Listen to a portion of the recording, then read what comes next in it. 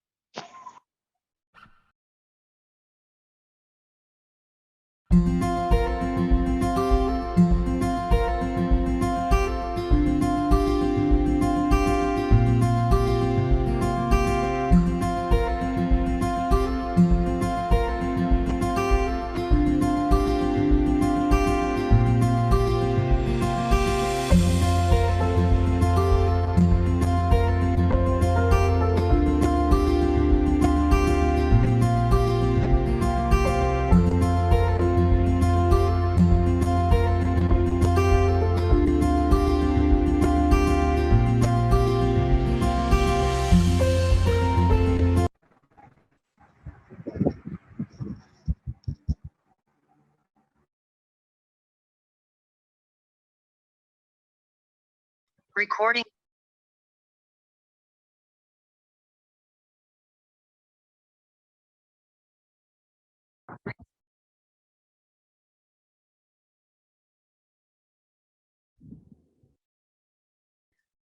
A very good afternoon and warm welcome to one and all. I am Dr. Swati Pawar, Deputy Medical Superintendent, Mahatma Gandhi Medical College and Research Institute Hospital, and moderator for today's webinar on learning from crisis. Before we begin, there are a few housekeeping items I'd like to announce. First, if you have any questions now or during the presentations you would like to ask the speakers, please send a question through the chat interface. We will monitor the questions as they are submitted and we will respond to them at the end of the presentation. Secondly, as a reminder for optimum audio quality, we have everyone on mute except for myself, of course, and our speakers. If you experience any technical difficulties during the webinar, please notify us through the chat interface and one of our support specialists, Mr. Praveen, will touch base with you. So, crisis, what really is crisis? Is it a bomb threat or a cyclone? Is it betrayal of a trusted friend or the death of a loved one? Is it the failure in examination or is it not being able to join the university because of financial crunch? Is it the pandemic or a cytokine storm? Is it the acute shortage of drugs in the market or is it not being able to go out on a holiday? Is it an event or our response to the event? Well, let's get all our queries answered. Now, I would like to introduce you the first speaker of the day, who is none other than our revered Honorable Vice Chancellor, Dr. Subhash Chandra Parija. Top leaders respond to crisis particularly well. They have a fairly good idea of what lies ahead and what to do about it. Everyone else shuts down, no? In times of trouble, the vision narrows, everything gets focused. But those who can anticipate out ahead, out in the front and do something about it, set themselves apart. Secondly, this notion of empowerment to us, it's a word that's thrown around a lot. It's an easy cliche, but this is something that's critical. The notion of most leaders or managers when things go badly is that they usually turn inward and say, I'll do it, I'll fix it, it's all in me, I'll make up the decisions well. Well, the truth of the matter is that those who succeed and the best ones actually go exactly in the opposite direction. They do not take the command and control position. They turn outward. They gather their team, they collect their team, they empower their team. And it's through that mechanism that they drive a number of other things, just like our Honorable Vice Chancellor. It is my proud privilege to introduce him today.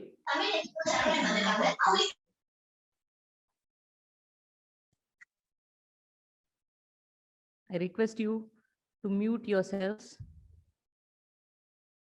So Professor Subhash Chandra Parija, Honorable Vice Chancellor Sri Balaji Vidyapeeth Puducherry, is an eminent academician, an erudite microbiologist, an avid researcher, keen votary of medical education, and an able administrator. He is a former director, JIPMER Pondicherry. He has authored 16 books and 400 plus research papers in the national and international journals. FAO, WHO expert on foodborne parasitic diseases. He has received the Honorable Dr. B.C. Roy National Award, MCI, in the year 2003 for his contributions to the development of medical microbiology. Founder of the India Academy of Tropical Parasitology. He has been conferred with various fellowships that include FAMS, FICAI, FABM, FIMSA, etc. He holds 2 patents to his credit. I now call upon Honorable Vice Chancellor Sri Balaji Vidyapeeth Professor Dr. Subhash Chandra Parija to deliver his address. So please. Thank you very much, Dr. Swati. Am I audible? Yes, sir. Yes, sir. Good afternoon. My esteemed Dr. Desha, Medical Director, Shaifi Hospital, Mumbai, and one of our most respected advisor of our university. And my colleague, Dr. Swati Jayant Pawar, Deputy Medical Superintendent, MGM CRI, Puducherry, all the faculty members of our universities, and above all, dear participants for this interesting webinar on learning from crisis. At the outset, on my behalf of the entire fraternity of Sri Balaji Vidyapeeth and our Chancellor, Sri M.K. Rajgopalan, I extend a hearty welcome to you all for this webinar on crisis, the crisis of COVID-19, what we have been undergoing since March 2020. I take this opportunity to share some of my thoughts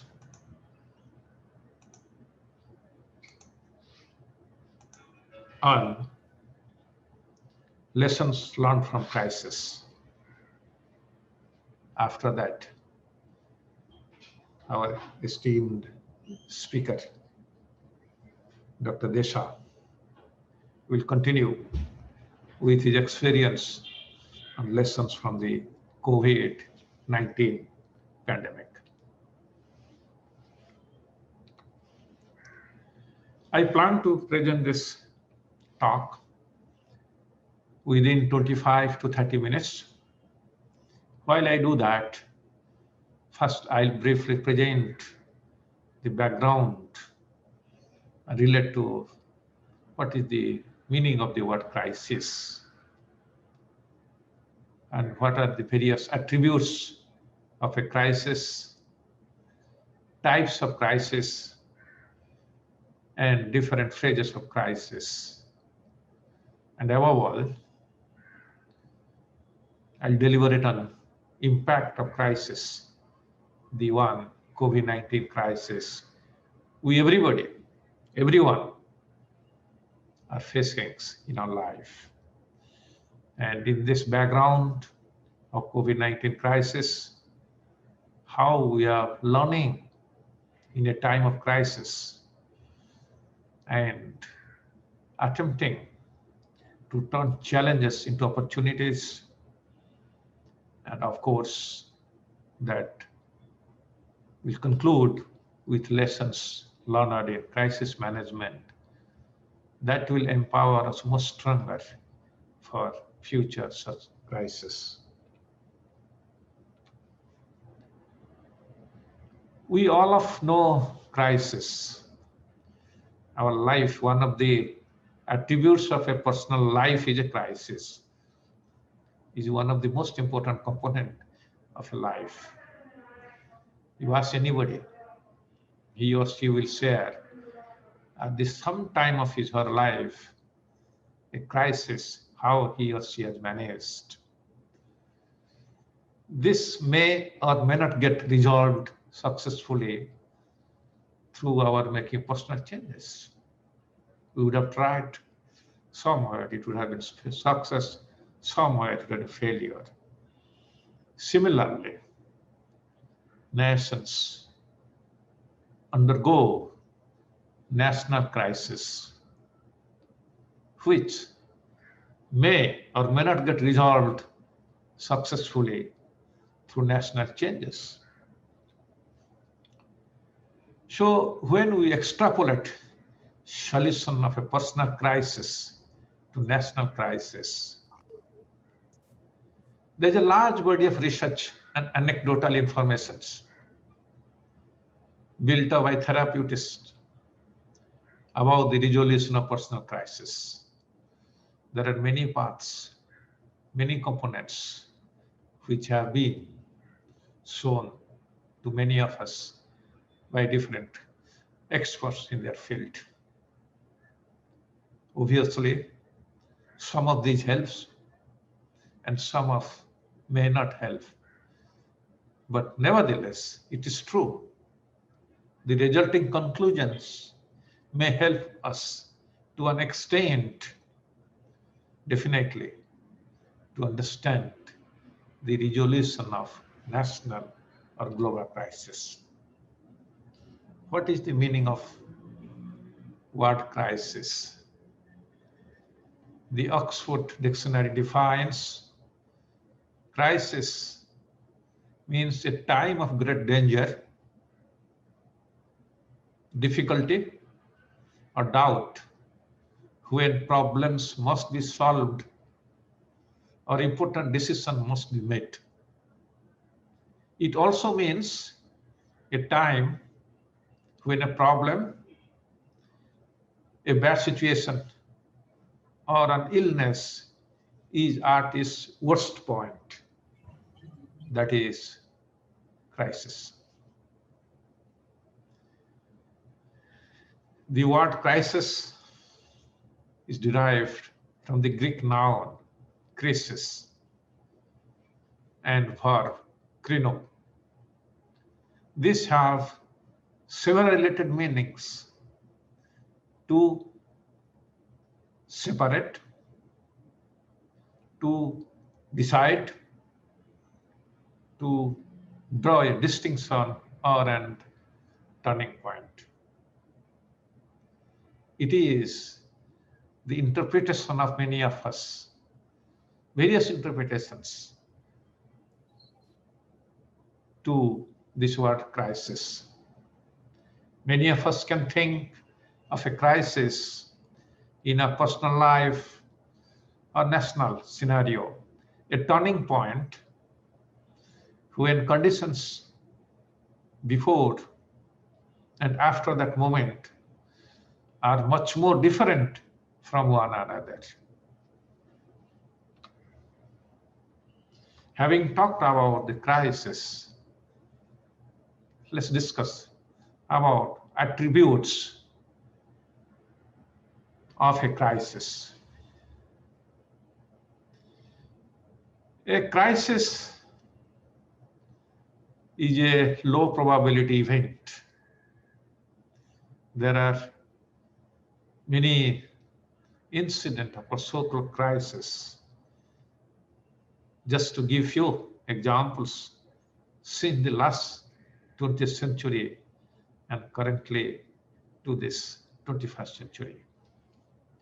Spanish flu pandemic that affected 50 million deaths, that caused 50 million deaths, started in 1918.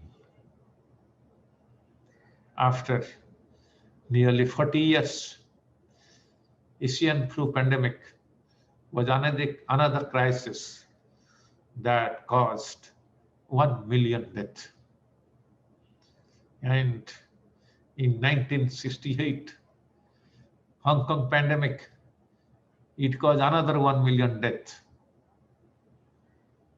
And in this 21st century, in 2002, SARS epidemic, it was epidemic, but casualty was less. In 2009, H1N1 pandemic, it caused 2,84,000 deaths. Followed by, in 2012, MERS epidemic caused 858 deaths. And now, this last year, current year, when epidemic started, COVID-19 pandemic on 6th April 2020, that is causing a massive devastation. So in this, if we analyze various characters of all this crisis, we can understand a crisis can have a high damaging impact in the society, affecting all facets of the life. Ambiguity of causes, the origins and the effects of the crisis might not know initially the way it was true for us, the COVID-19 pandemic. This means of resolving the crisis are often debatable. But the most important component of managing a crisis by a team leader, by an institute head, or by country head, definitely is important. Managing a crisis requires swift decision making. That is the most important component to understand. What are the types of crisis? It's difficult to classify, but for the sake of convenience, we can classify in a variety of kind and forms: economic crisis, political crisis, environmental crisis, organizational and leadership crisis, moral bankruptcies, or unethical conducts in public office.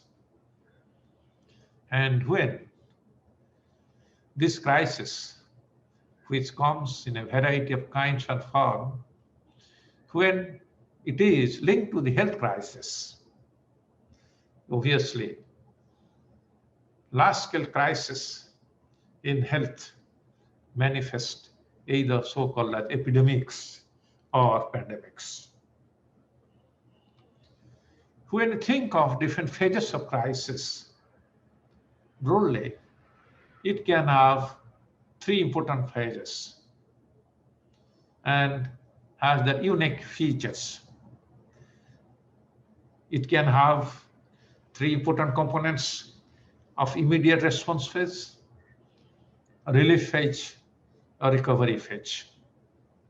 Immediate response phase has the features of that after the disaster has happened. This is the phase which follows immediately after the disaster. In this phase, people start helping each other to alleviate the sufferings. There is understanding and great solidarity. Second phase, the relief phase, however, becomes more difficult to sustain all the initiatives that have been developed. Needs become clear, such as food, shelter, and social care. At the same time, the long-term impact also takes a toll. People become fatigued, energy runs out. Phase that we have already experienced in this COVID-19. And when recovery phase begins, when the crisis is over, society should be back on the track. These are large and complex problems and issues for which obviously no straightforward solutions can be found. How do we get the economy going again? That becomes most challenge, and this phase obviously takes years. So there are various questions which can address short term and the long term, but definitely the big question is, what have we learned from the crisis? Will the feeling of community and solidarity survive? Will the creative ideas developed during the crisis be further elaborated and structurally implemented? Most important question is, are we better prepared for another similar crisis or disaster if it happens in future? Having told that, let's to analyze and understand the impact of crisis. Crisis on various aspects of life. And to be more specific, crisis leaves a profound impact on humanity at large scale. Crisis scramble plans, destroys well-laid plans. It interrupts continuities and paralyzes normal operations and human lives. Completely destroys the routine other activities. The crisis can cause not only physical trauma, but definitely psychological trauma and result in morbidity and mortality. So learning in a time of crisis, there is a need for reflection.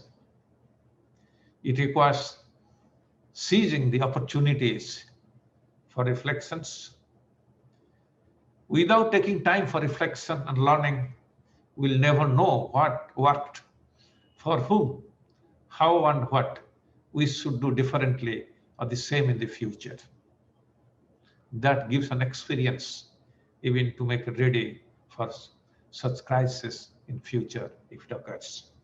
And it ensures that we learn from our current practice is no longer a nice to have, it is now a must have. Setting aside time to engage in reflection and dialogue with our colleagues, peers, and other stakeholders is the first step. That is what the institutions or all the stakeholders of a country is doing. There are three types of reflection. Reflection on action, reflection in action, reflection for action. Reflection on action includes looking back on personal and group experiences to evaluate reasoning processes used. Whereas reflection in our action occurs as we watch ourselves in action. When already we are acting, this gives us opportunity to watch ourselves. Whereas reflection for action, it refers to the predictive process, forecasting how we'll use what we have learned based on the previous forms of reflection on action and reflection in actions. Again, show what is main challenge or benefits, how to address these challenges into opportunities. Crisis as triggers for change and progress. This could be taken as opportunity. This can be useful for directing individuals, a country, and even the world to a solution for any crisis. That also applicable for the current COVID-19 crisis. Out of crisis can emerge new opportunities, particularly if traditional approaches and paradigms are questioned and challenged. It gives a different or maybe better way of the governance. Obviously, crisis as triggers for change and progress.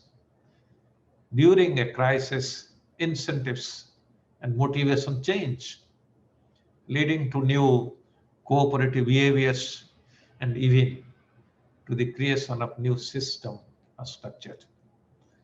The classical example is the vaccine for COVID-19. Because of the crisis, we could, in India, have 2 indigenous vaccines being implemented, Covaxin and Covishield. So these are situations which bring such opportunity in and successful implementations of the preventive strategies. Turning challenges into opportunities, there are outcomes of many past crises. This gives an opportunity for rapid problem solving, innovations, innovation in every possible ways, managing, treatment, and preventive. And that infuses increased resiliencies for the next events in future. And of course, this gives an opportunity for the newly founded cooperation, new levels of cooperation, even among rivals, because question becomes survival. This leads to systemic change, dramatic policy shift, and of course, emergence of a wide range of talents in different components. Lessons learned in crisis management and many, but to summarize, we can have 4 vital lessons the way we are managing this COVID-19. And first lesson was communicate, communicate, communicate. Communicate all the people. 2 important things that it was done. Maintain COVID appropriate behavior, put on masks, maintain social distancing, maintain hand hygiene.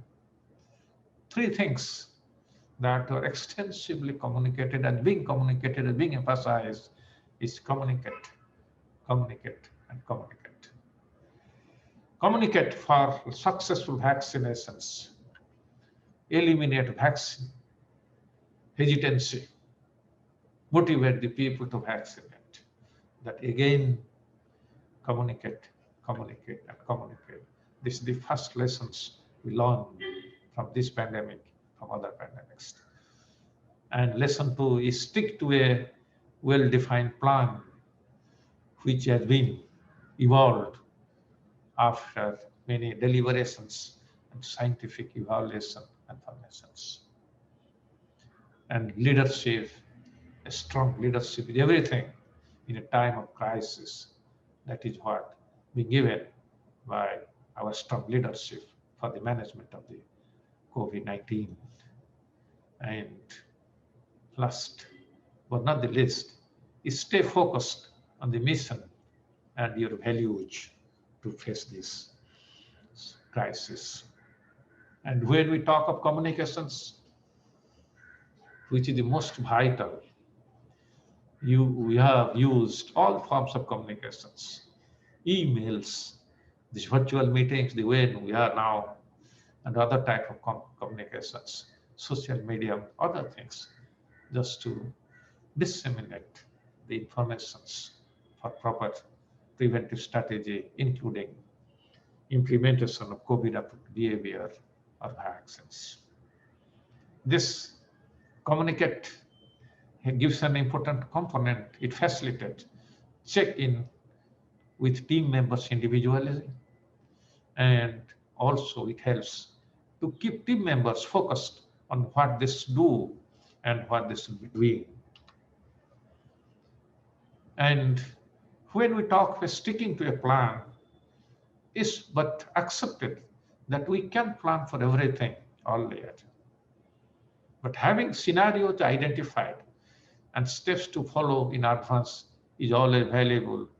That is why crisis, epidemic management plan, disaster management plan, also a management plan, that becomes really much more useful in a situation like this. Since we put a lot of time into planning, we should not discard our plan entirely during a crisis. That should rather be a best component for implementing new components. And most important lesson we have learned from this crisis management is that leadership is everything in a time of crisis, which should act quickly and decisively, both identify, review short-term plans, then progress to get long-term plans, and in the beginning, make the hard choice strategically and in a timely manner, like lockdown.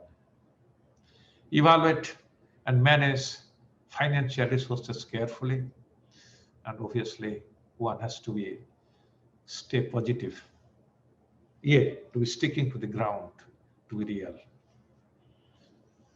Leadership is everything in time of crisis, because this gives leadership opportunity to bring everyone in to address the challenges and no positional boundaries.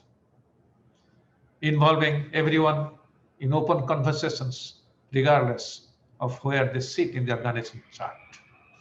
This can uncover and gives a new opportunity for new ideas and useful approaches generations. Hence, what are the principles of leadership in time of crisis? First and foremost is the communications with colleagues, all the stakeholders. Quick, swift decision making to take first short-term measures, then progression to long-term measures, and innovations on the implementations of the decisions for the benefit of all these people, for the common people. Nevertheless, that is based on the core values and ground realities, and above all, human agents. These are the most important or silent features of leadership in a crisis being applied also now correctly in this scenario like COVID-19. Another important component we have not understood that in this time of crisis, in this time of pandemics, in times of stress, it is most important to reaffirm mission, vision, and values. The real challenge is to be able to exemplify our values in this worst of time, so this scenario. This confirms that organization core is strong enough to do well in the long term. To conclude, take home message, right? Share with you. We must implement the lessons we have learned from the past to keep move forward in this scenario of pandemics. This gives an opportunity to study and analyze previous crises to get valuable informations from that, followed by imagining and planning strategies and the pathway.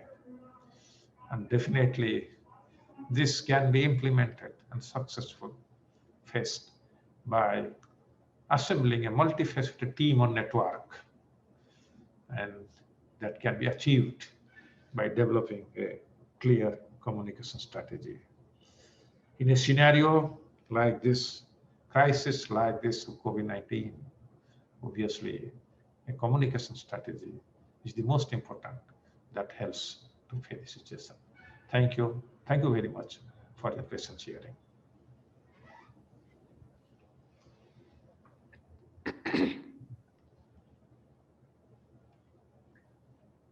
Thank you much, sir, for enlightening us with the elaborate presentation.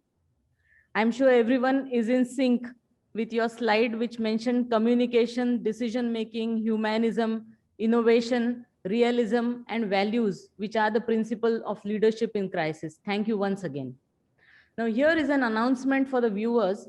A link to access the webinar recording and the link to the feedback survey is posted in the chat box. You will get a certificate once we receive your feedback form. So do take a few minutes to fill that in. Moving on, I have the golden opportunity to introduce our next speaker, Dr. Vernon Disa.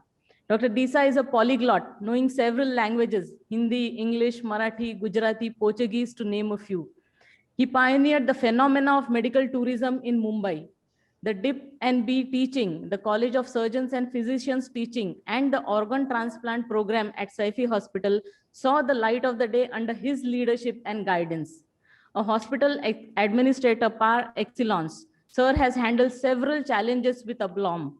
I, for one, am in earnest witness to his flair in managing not just the hospital, but also the area and vicinity with utmost elan during the floods of 2005 and the Taj Mahal bombings and the serial bomb blasts that occurred in Mumbai thereafter. His proactive role during such crises has won him a huge fan following among the not just the subordinates, but also his peers and top government officials. Dr. VP Disa, the Director of Medical Affairs, Clinical Compliance and Governance at Saifi Hospital, Mumbai. He is an alumnus of Armed Force Medical College, Pune. He has postgraduated in pediatrics from Mumbai. He has postgraduated in hospital administration from Mumbai. He is the alumnus of Haggai Institute, the US, for Advanced Leadership Program. He is the member of the Managing Committee, Indian Red Cross Society, Mumbai. He is the member of Managing Committee for the Association of Hospitals in Mumbai. Director of Jyoti Foundation, a charitable organization working for the upliftment of underprivileged and marginalized sections of society. He is also the member of Advisory Board Sri Balaji Vidyapeeth, Puducherry. Over to Dr. Disa, sir. Sir, please. Good afternoon to you all. Honorable Shri M.K. Rajagopalan, Dr.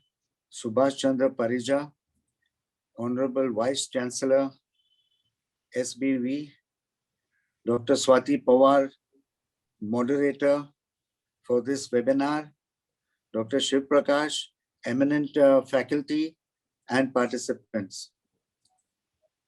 It is a great pleasure and a privilege for me to participate at this prestigious webinar and share with all humility, to share some of my thoughts and experiences with you all.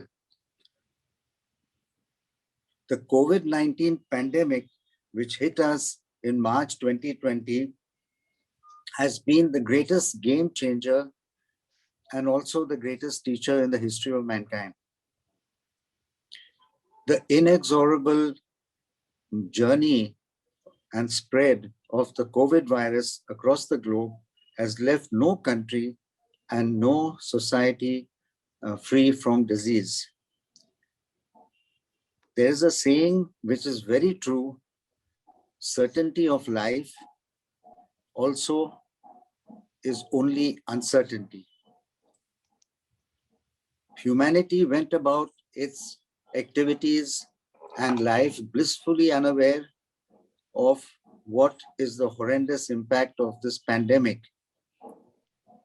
This went on for nearly a year, and people least expected that their very existence would be in jeopardy. This nightmare continued, and people were in fear, panic, and there was an element of paranoia in society. You can very well imagine when everything is uncertain in your life, people around you are falling sick, various unpleasant situations are happening. How do you compromise in your thoughts, in your words, in your heart, in your daily life? So people were constantly badgered with these questions. What is going to happen to my life? Will I get the COVID virus? When will this pandemic end? And is this the end of the world, or is it Kali Yuga? So all these questions kept cropping up from time to time. And the stress and stigma of this disease left no individual unaffected, unscathed. Every single individual had this thought in mind: how do I get out of this? And left people scarred, demoralized, changes in personality, changes in their lifestyle, psychological changes, and this hampered progress, economy, daily life. All faced a bitter challenge. There is a dictum which is very true, that the health of a nation is dependent on the health of its individual citizen. If a majority of people are suffering, how can the nation be healthy? I will touch upon another topic, which is how we tackled and what lessons we learned from the pandemic. We had very little time at Saifi Hospital to start our activities and set up our COVID facility. It was hardly 8 days. And in April 2020, when we launched our COVID facility, there was a spate of patients that came, and we were deluged with patients. We initially started a ward of 30 patients. We escalated that to 50. Then it went up to 100, then 120. And last but not the least, the figure went to 140. At any given time, there were in the region of 130 to 140 critically ill patients in the hospital and 30 patients on the ventilator. Now, this is a very unprecedented type of challenge which affected all our staff, doctors, paramedics, and various workers in the hospital. Therefore, as you all have heard, the term burnout, many of our staff were getting burnt out at this unrelenting pressure and challenge, stress, etc. Many of them were sick with COVID, were admitted. I can give you the figure. Actually, it was about roughly about say about 120 of our staff were affected with COVID, were admitted to the hospital, recovered, and came back again on duty. Now, this is a true testimony of how they were mobilized, how they were reinforced, their mental outlook towards the disease and their job was reinforced. In fact, throughout the 1 year of the pandemic, many of the staff used to come to me and tell me that, sir, how can we do duty in the COVID ward and then go back again home and interact with our children and family? Don't you think this is a risk? So the only answer I had was, in life, there is no reward without risk. This is the part of the job. You all are professionals who have been chosen by the Almighty to do such a noble task. And beyond that, there is no compulsion, and you are free to do work in the COVID ward, or you may not work. Now, this is precisely the psychological impact of this disease on various healthcare workers, doctors, nurses, etc. During that time, we might have treated roughly about 3,560 odd patients. This is the one year period between April 20 to April 21. And we lost 283 patients to COVID. But our mortality rate was perhaps the lowest in the city of Mumbai, which was hardly 8%. 2 of our senior consultants passed away too due to COVID. So the challenge was there. We faced it, we fought it, and we tried our best to finish it. Now, we analyzed thereafter what are the caveats and what are the lessons we learned from this during this entire period. There were many fallacies and controversies. We learned that we cannot take anything for granted, especially when we incessantly were bombarded with messages and information on the electronic media. The data was very voluminous. Now, how can you possibly discern and decide what data is factual and what is fiction? And let me tell you, many of you in the Sri Balaji Vidyapeeth must have been subjected to similar pressures, challenges, voluminous data coming on your cell phones, and we really don't know what is true, what is fake. So it became a difficult time for us to decide what is the protocol, the treatment protocol we had to follow in our COVID wards. We realized that some of the treatment protocols, which were very popular in the medical fraternity, were did not really pass the test of scientific scrutiny. We'll put it in that way.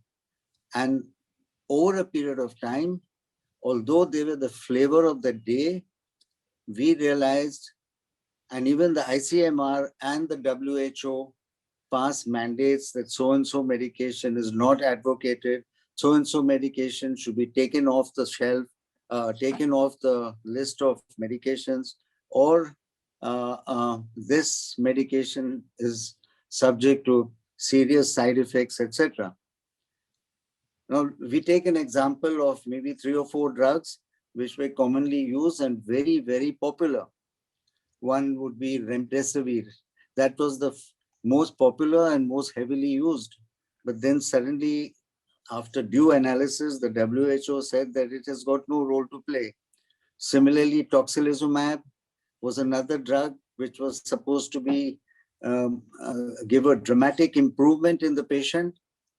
However, it was after due study, it was said that tocilizumab is toxic. It has severe side effects. It also, if given late in the disease, after the third or fourth day, does not give the desired effect.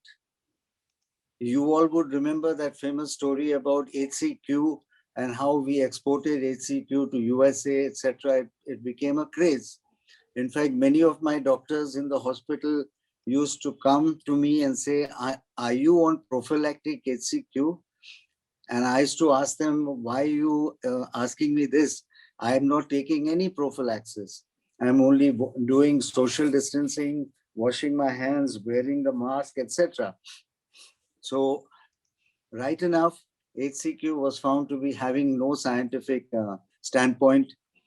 It was thrown out of the window by WHO and also ICMR. Similarly, the same story with ivermectin, also with convalescent plasma. Ivermectin was considered to be the gold standard, but surprisingly, that drug has got no role to play in COVID treatment.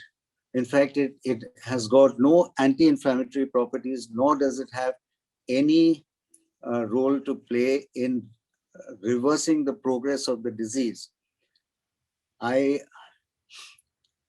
After looking at all that, we devised our own protocols at Saifi Hospital. We put our head and heart into the job, devised our protocol, and used it across the 3,561 patients we treated over the past 13 months or 14 months, etc., and had very good results. In fact, and less than 8% mortality is considered to be good during these COVID times. After that, we come to the vaccines. There has been no dearth of controversy regarding the vaccines. In fact, the safety of the vaccines, the efficacy of the vaccines, what should be the vaccine policy, what should be the protocols to be applied when you are administering vaccines. So much of controversy. I can honestly say that it is really important for us to think that this is a scientific product which has been created in a lab, which is supposed to give you some measure and element of protection. So why not avail of this? Believe me, no vaccine is foolproof. No vaccine is 100% safe or even 100% efficacious. So that is a fact. All vaccines give you some measure of protection, which vary between 81% to about roughly 92% or 93%, depending on which vaccine you take. The Pfizer vaccine, which is very popular in USA, and Moderna, Pfizer claims to give you 95% efficacy, but these things are debatable. There are stories floating around that people who have taken the vaccine after the first dose have developed COVID. But that is a very rare occurrence because the person might have been just initially infected and then took the vaccine. Obviously, he had no time to develop antibodies, so he got the disease. So this produced a spiraling of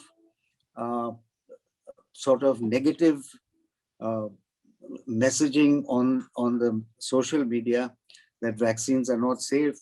If you take a vaccine, you might get severe side effects, etc., and led to vaccine hesitancy. This is the greatest problem we have as of today, vaccine hesitancy. At my hospital, we circumvented all this. We obtained both Covaxin and Covishield. We used to buy a regular supply of both. and give the choice to the patient whatever he wants. On an average, we've been doing 800 vaccinations every day without a break for the past 3 months. We have done about 22,000 vaccinations in the past 3 months about. And we have not encountered any side effects at all, either with Covishield or with Covaxin. Going on further, we realized that yesterday's mistakes would become today's learning and tomorrow's success. So we thought that how can we develop a better empathetic care for our patients. We have given medications, we have given oxygen, we are giving high flow oxygen, etc., etc. But there is a certain psychological element to all this treatment, wherein the patient is treated like a human being and given the value of the respect and dignity which is inherent to him. That is the basis of our philosophy at Saifi Hospital, to treat patients with dignity, respect, and sensitivity and trust. So the first thing we did was to set up a empathy and counseling team. Every single patient who was critical or semi-critical, the team would visit that patient, counsel him, allay his anxieties and fears, etc. We even used to go up to the extent of helping them to talk to their family members on video on a daily basis. And you can imagine how much benefit the relatives got from that, and so did the patient, where they could see their loved one and talk to him and share some fellow feeling. So this empathy went a long way to help our patients to recover faster. Maybe, I don't know whether other hospitals have tried it, but this helped us to bring down the morbidity and also accelerated the recovery. Another good thing we did during the pandemic was to establish a early warning signs team, a team which went from bed to bed, identified the critical parameters which the patient had, like respiratory rate, oxygen saturation, whether the patient was on BiPAP, what is the percentage of oxygen concentration delivered by the BiPAP, etc., etc. And basically, once this was analyzed, they put in place certain protocols, our own protocols, to help the patient to overcome these tricky symptoms and recover. Also, we used to review all the inflammatory markers. As you know, the 5 inflammatory markers which are checked on a daily basis on COVID patients, to see whether they are rising, they are falling, and what is the trend. The third good thing we did was we set up a task force, a rapid action team. That task force used to visit the hospital daily, the COVID ward, and identify the patients who would be at risk. Now, who would be the patients who are at risk? The patients who have who are very obese, who have comorbid symptoms, diabetes, hypertension, heart disease, etc., who are very ill, and they identify their basic clinical parameters and instituted treatments based on that to reverse the trend. So this rapid action team preempted any other complication or hazard in the patient in the days to come. That also played a great part in helping our patients to recover faster. Now, we are hearing so much about Regeneron, monoclonal antibody therapy, which is a dual antibody drug which is given in the patients, and it is expected to be like a magic bullet. Patients recover fast and go home faster. But the point to make here is that Regeneron per se is just now, it may be the FDA is going to approve that, but it has a lot of side effects. It affects the cognition of the person, the smell, the taste, the brain function. It can cause strokes. It can cause ARDS. It can precipitate ARDS. So we don't know how it works. It is considered to be the drug of last resort, but we have to wait and watch and see. If you recollect, this medication was experimental last year and was given to Donald Trump when he was admitted to the hospital. And of course, since it was experimental, nobody knew how it would work, what were the side effects, whether he would recover. But he walked out in 4 days. Well, you might call it a magic bullet or anything, but basically, I personally think is still a particular modality of treatment is tried and tested on a regular basis, and you analyze that data, then only one can market a product and ensure that patients are satisfied and get well faster.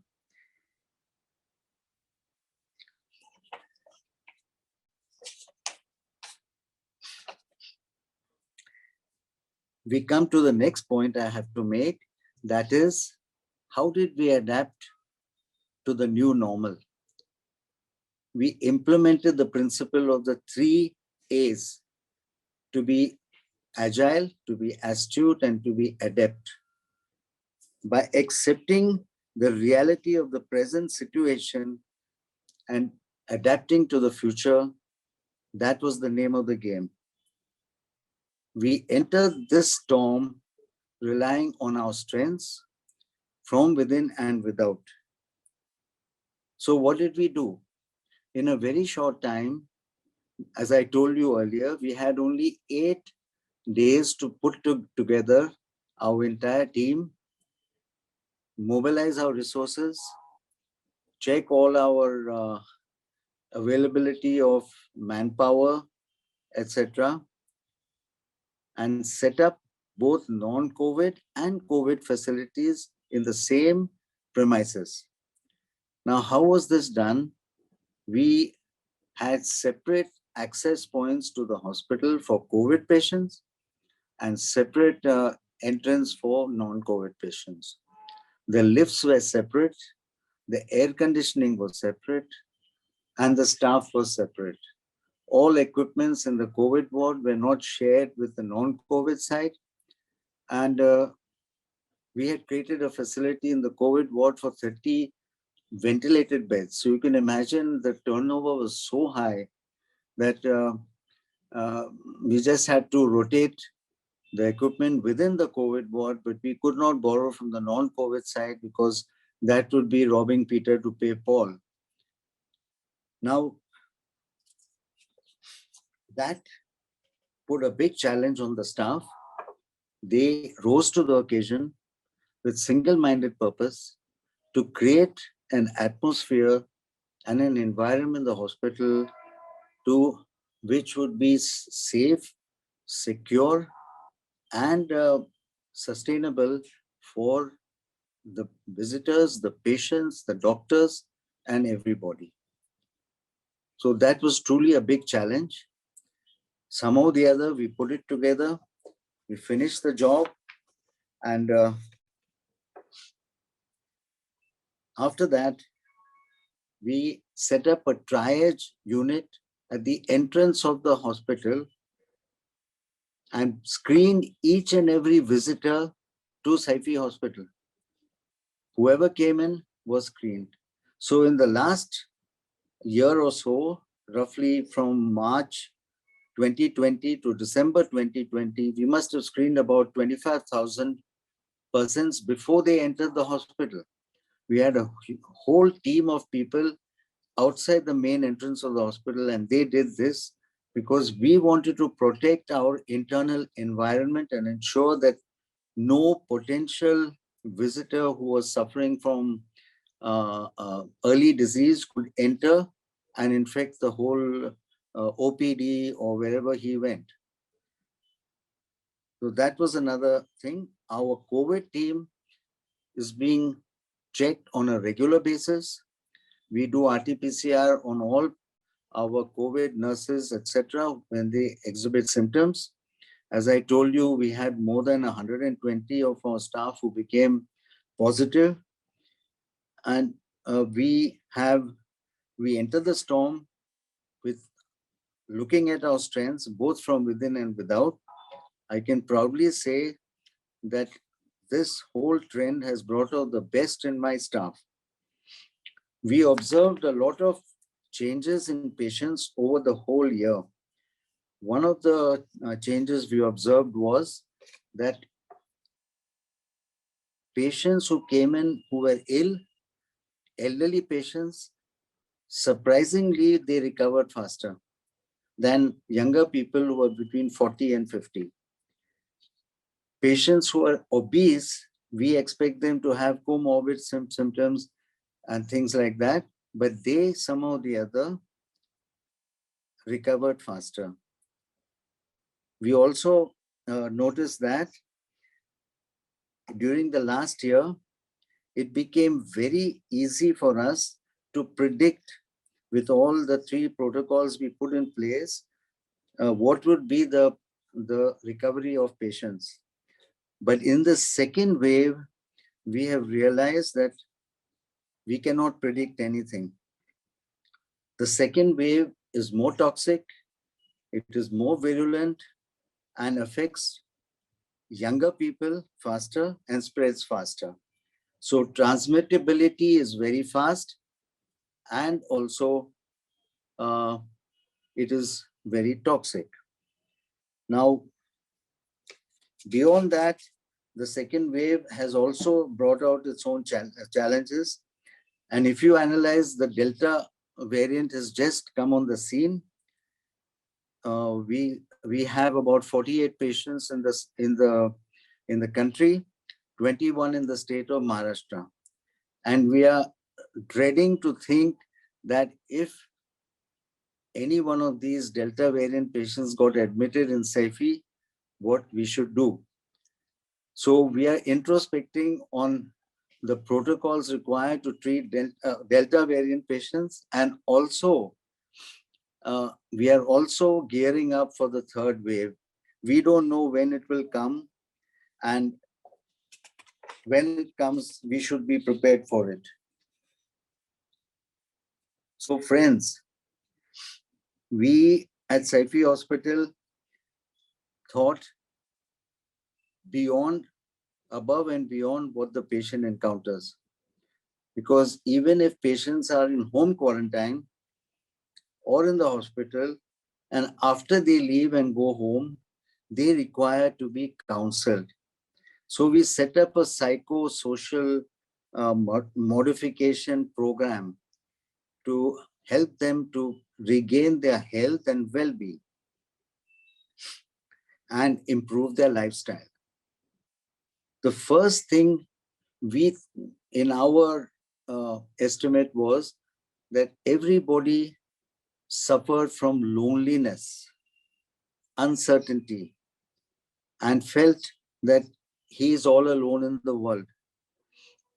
It was very important to guide the patients to network and gain the confidence of friends, relatives, and close family members to stand together to fight this crisis.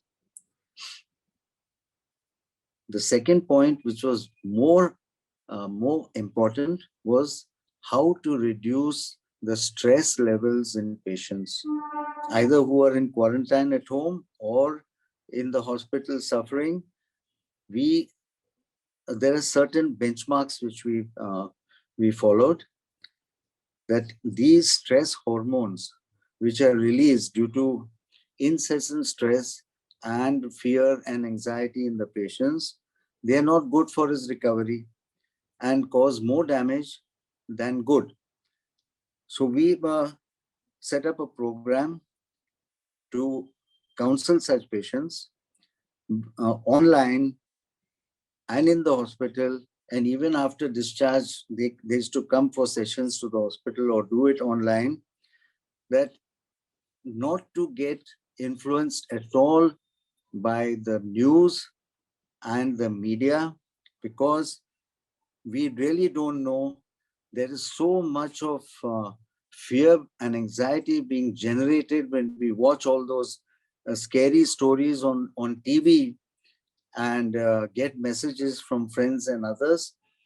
So the first thing is, don't get influenced by news and basically fake news. To practice a culture of positivity, to be positive about oneself, to be positive about your family, to be positive about your job, to be positive about your environment. That is the only way you can come out of this vicious circle. Also, the element of honesty to self and others, and empower oneself with confidence to face the trials and tribulations and face the world. Exercise is known to give a lot of energy.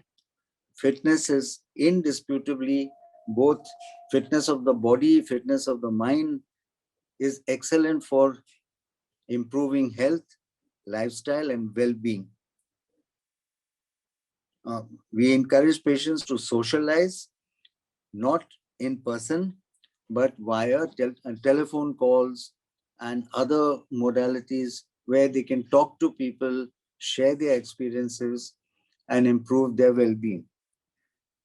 The greatest difficulty was how to manage the minds and the thoughts of our patients. Because, as you know, the brain never goes to sleep. It works 24/7. Even when we have in REM sleep, still the thoughts surface from the lower levels of the brain and come to the surface. So nightmares, panic attacks, unruly behavior, not wanting to live, suicidal tendencies, etc., were also a part of the treatment which we used to guide our patients with. Our team of psychiatrists and psychotherapists and counselors would guide the patients to get out of this rut. Also, to create a sense of caring for other people. See, in this situation where the pandemic is spread through society, practically every third household would be affected in your village or in your small town. And one should not be selfish in such a situation. If you are a little better off, if God has given you, has saved you from the pandemic and you don't have a disease, you should use your resources, your finances, your talents to help those who are in need. This is the fundamental thing which has to be practiced by each and every citizen and each and every member of society. Only when you reach out, have an outreach program, like Dr. Swati mentioned, I run a foundation which does significant work in all these areas, like distributing medicines, foodstuffs, etc., to the underprivileged and marginalized sections of society. Last but not the least, I would strongly recommend, if symptoms still persist and there is no hope for any patient, it is important to do a daily check of your mental health status. As you all know, at least 60% of elderly and middle-aged people suffer from acute fear and anxiety and apprehension, because as age advances, uncertainty and instability is there, and they don't know what is going to happen. And so many of their friends of similar age have fallen sick and died. So that has created an impact on the minds of middle-aged and elderly people. And 60% of the population has this problem. So we have to gauge the early warning symptoms and take a daily review of their mental health temperature. We take the temperature of the body to know whether there's any fever or any disease, etc. What about the mind? The mind is the most important thing which governs the whole body. And if the mind is affected with all these complex situations, thoughts, fears, anxiety, etc., we have to look into that and manage the grief and stressful situations. Believe me, strong emotions during the pandemic lead to spiraling symptoms, and untoward reactions go stronger and stronger day by day. That is, we have seen situations where patients say, I can't carry on. They develop suicidal tendencies. They get unruly behavior because they don't want to face another day, another challenge, and be disappointed in their lives.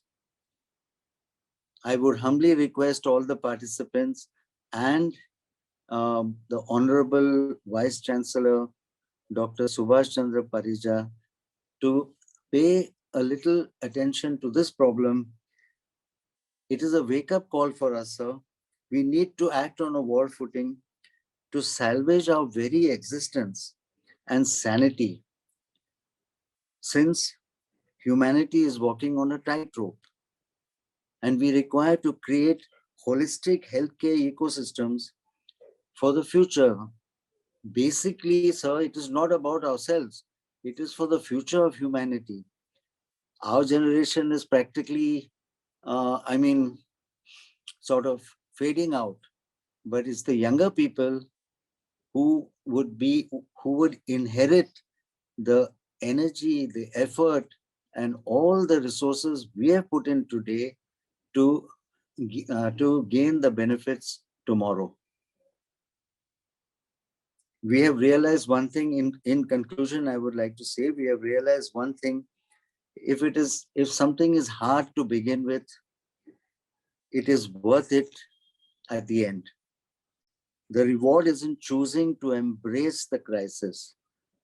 Dr. Subhash Chandra Parija mentioned about, he defined so beautifully various crises, interpretations of crisis, and what to do in crisis. So the reward is in choosing to embrace the crisis and overcoming it.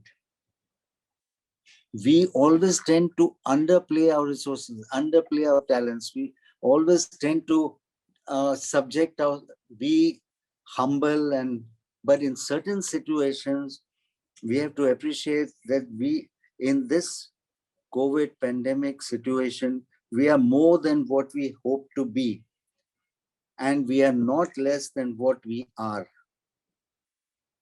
Saifi Hospital, and we believe that success is the only natural outcome of our perseverance.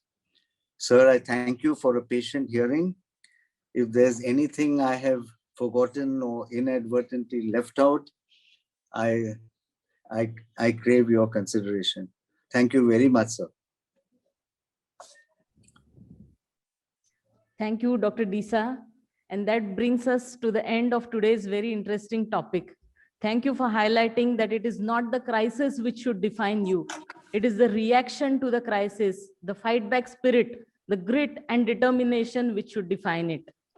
So just to inform you, Dr. Disa and all our viewers, you mentioned about communicating the modes of communication for the COVID patients who are admitted in the wards with the outside world. And you are using telemedicine. So I would like to inform that this program is quite rampant or existent in our hospital as well, which was actually the brainchild of our VC sir, and we have named it the Tele Barrier Nursing Program, through which our critical care patients they communicate with their relatives outside, and we give them a link. They can communicate via any portal.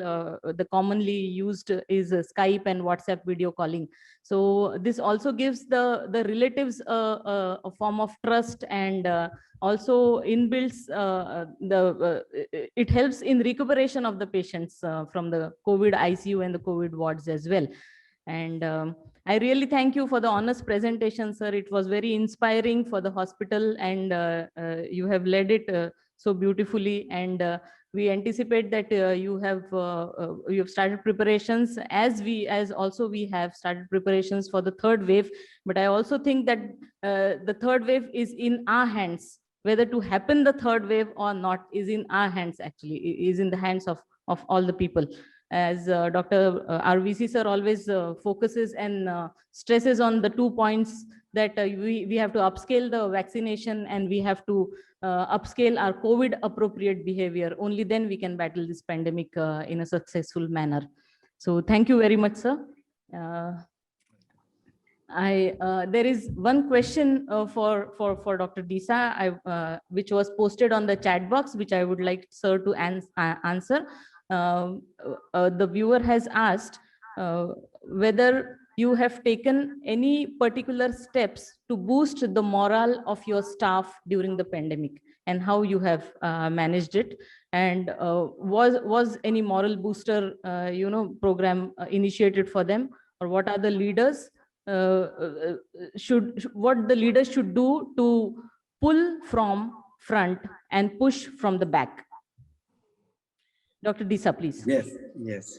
I can just say that, as I told you, there was a huge risk for our staff, our doctors, nurses, paramedical staff, to go into the COVID ward and interact with the patients, treat the patients, and then after that, doff and go home. For some time in the city of Mumbai, we had 5 lockdowns. You can imagine what that did to transportation and everything. The staff, where the spirit was willing, but their flesh was weak. Because why? They could not travel. The local trains were off. There were no bus services. Of course, taxis were very costly if somebody travels from far away. So we empathized with them, their situation, and reached out to them and said, don't worry. You come from wherever you're coming. We spent a huge amount of money to arrange private bus service, both on the western side and the eastern side. And this went on for nearly 3 to 4 months till the pandemic abated. Now, that was a game changer for us in a way, because we could not manage the hospital and seriously ill patients without staff. No hospital in the world can manage without nurses or paramedical staff or whatever, class 4 staff.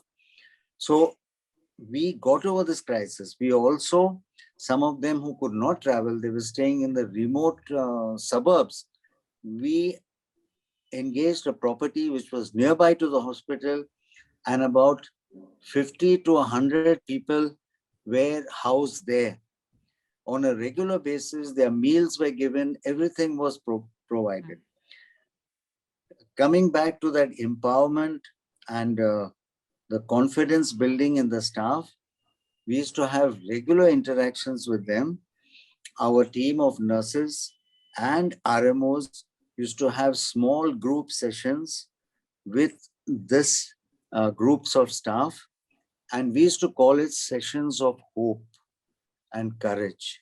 So sessions of hope are not to teach them how to look after the patient or what to do. Sessions of hope were to instill in them the courage, the strength, and the faith like nowadays that term Atmanirbhar and Atma Shakti and all that is being is floating around. But we instilled in them that courage, faith, and confidence in themselves, how to overcome all the problems they have and face the problem, fight the problem, and finish the problem. So basically, that's what we did. We attended to their family too, and made sure that family members too were protected and treated. Okay, thank you, sir. Very inspiring indeed. There is one a viewer who has raised a hand by name of Dr. Prem Lata. I request her to unmute and ask the question. Please, Dr. Prem Lata, are you in?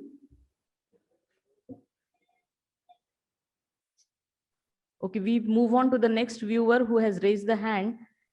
She is Shalini. Are you in, Shalini?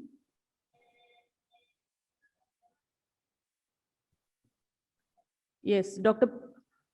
Pratish, please unmute yourself, please. Dr. Pratish. Good evening, sir. I would like to, I am having two doubts, sir. The first doubt is whether the Sputnik vaccine, is it effective against the Delta variant? This is my first doubt, sir. Then second doubt, the Sputnik vaccine, in which hospitals it is available, sir? That is my second. Are you asking me or asking? Yes, sir. I am asking you. Asking me, okay. Well, there is hardly any information about the Sputnik virus, the Sputnik vaccine. The fact remains is that we do not know much about the technical aspect in the scientific manufacturing which it has undergone. It seems to have passed validation, and the FDA in India has approved it, the ICMR has approved it, and it is coming to the country. Dr. Reddy Laboratory has imported it into the country. We are awaiting whether we will get a consignment of Sputnik vaccine in the state of Maharashtra and in Mumbai. But the issue is only one. We cannot predict the unpredictable. The Delta variant, when the Sputnik vaccine came out sometime in September, October last year, and they did some trials and they launched it, at that time, there was no Delta variant. So to have a premise that it will be effective against the Delta variant, nobody can say that for sure. Also, there is a hypothesis, taking your question forward, there's a hypothesis in USA that you give a combination of two vaccines. The first dose is AstraZeneca. The second dose is Pfizer.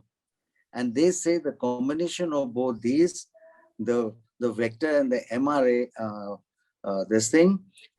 combination will destroy any Delta variant or Delta plus variant or the Brazilian variant or South African variant. Now, that is also a hypothesis. So that is what comes back, that we really don't know. And to presume and to postulate that without scientific data is a little dangerous.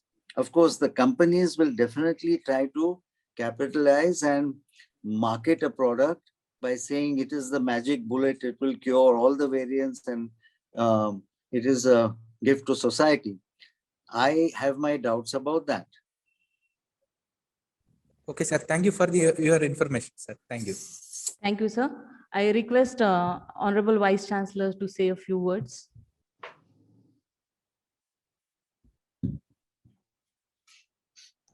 Thank you very much, Dr. Swati. Actually, I wanted to tell you that I wanted to talk now because this just to profusely thank Dr. Desai, because he has nicely deliberated on his management of this COVID scenario, with nice being experimented in his hospital. So well approached, and as he has rightly mentioned, that the things he has initiated, the way he was talking about that one interesting question I was hearing, and how he gave a good support to the employees. That's most interesting, that unless in this COVID crisis management, one of the most important is humanize. Unless we take the care of all the stakeholders, even these frontline workers like doctors, the way you are suggesting the foundation gave for their food, travel, and other things is really exemplary. Such few acts, I think, if can be integrated in a model, that will really give a good impetus for the management of this crisis like COVID-19. Again, Dr. Desai, I really thank for your excellent and very practical and well informative approach for the management, many of which, of course, we are also following it at our hospital SSM CRI. Thank you very much. Thank you, FGM Chair. Thank you, sir. Thank you. I've sent the talk to Dr. Swati. I've sent the text to Dr. Swati. Yes, please send it. Yes, sir. I've sent it. You can, I have a suggestion. We have 3 or 4 house journal, which we publish. One we publish Annals of SBV. We publish Journal of Health Basic Sciences. So that if you can send the text and if you can little edit, we'll publish it into peer-reviewed journal. Thank you, sir. That will be a nice for benefit of all who did attend this wonderful webinar.